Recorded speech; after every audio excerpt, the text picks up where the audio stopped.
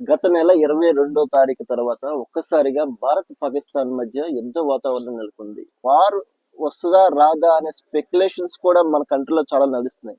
ఈ నేపథ్యంలోనే ఆపరేషన్ సింధూర్ జరిగినట్టుగా ఈ రోజు మార్నింగ్ సెంట్రల్ గవర్నమెంట్ అనౌన్స్ చేసింది. ఆ సింధూర్ ఆపరేషన్ లో దరిదాపున 90 మంది ఉగ్రవాదులు హతమైనట్టు కూడా ఇప్పటికే సెంట్రల్ గవర్నమెంట్ అనౌన్స్ చేసింది. 259 ప్లేసెస్ లో మాక్ డ్రిల్ నిర్వహించాలని ఇప్పటికే ఆల్రెడీ డిసైడ్ చేయడం జరిగింది. ఎన్సిసి స్టూడెంట్స్ తో మనం ఆంధ్ర యూనివర్సిటీలో ఉన్నాం. ఇక్కడ ఈ ఎన్సిసి స్టూడెంట్స్ కి ఎన్డీఆర్ఎఫ్ టీమ్స్ అదే విధంగా ఆర్మీ వాళ్ళు ఎటువంటి ట్రైనింగ్ ఇస్తున్నారో ఆల్రెడీ మనం బిజినెస్ లో చూడటం జరిగింది.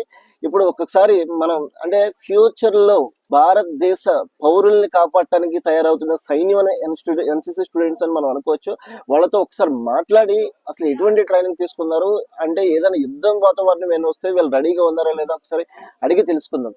చెప్పండి నేహ, మీరు ఆల్రెడీ ఈ రోజు ట్రైనింగ్ తీసుకున్నారు. ఆల్రెడీ ఇదే కాకుండా ఇంతకు ముందు కూడా మీరు ఎన్సీసీలో చాలా ట్రైనింగ్స్ తీసుకుని ఉంటారు. ఆల్రెడీ మీకు బ్యాచెస్ కూడా ఉన్నాయి. 3 బ్యాచెస్ కనిపిస్తున్నాయి. ఈ 3 బ్యాచెస్ యొక్క ఒకసారి వివరణ తెలియజేస్తారా?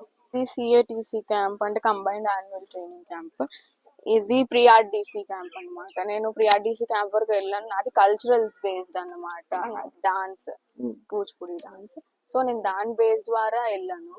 ఆర్డీసీ ఢిల్లీలో అవుతుంది కదా రిపబ్లిక్ డే క్యాంప్ అని, దానికోసం అని ఈ క్యాంప్స్ అవుతూ ఉంటాయి అన్నమాట. కొన్ని ప్రిఆర్డి 1, 2, 3 అని. సో నేను ప్రిఆర్డి 1 వరకు వెళ్ళాను. సికింద్రాబాద్ లో అయ్యింది అది.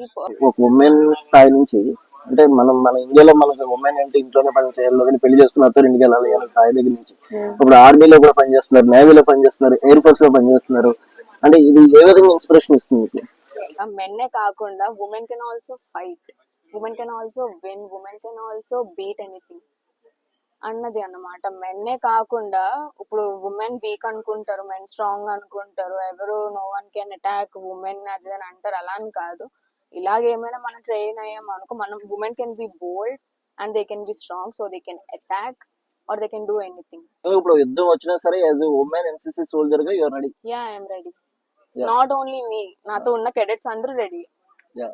చైత్ర రైట్, చెప్పండి. యాజ్ ఉమెన్ గా నార్మల్ ఉమెన్ గా మీరు స్టార్ట్ అయ్యి చిన్నప్పుడు స్కూల్ కి బయలుదేరి ఉంటారు. ఇప్పుడు ఎన్సీసీలో జాయిన్ అవడానికి గల కారణం ఏంటి?